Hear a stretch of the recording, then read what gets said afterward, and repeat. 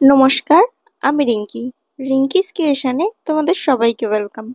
আজ কথা বলবো হাইড্রোজেন পারঅক্সাইড নিয়ে।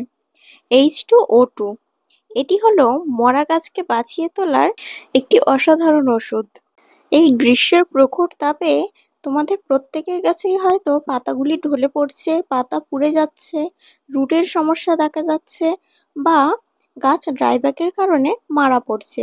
কোনোভাবেই কোনো কিছুর সমাধান হচ্ছে না। তাহলে তোমরা গাছের মাটিতে অবশ্যই এই হাইড্রোজেন পারঅক্সাইড ব্যবহার করো।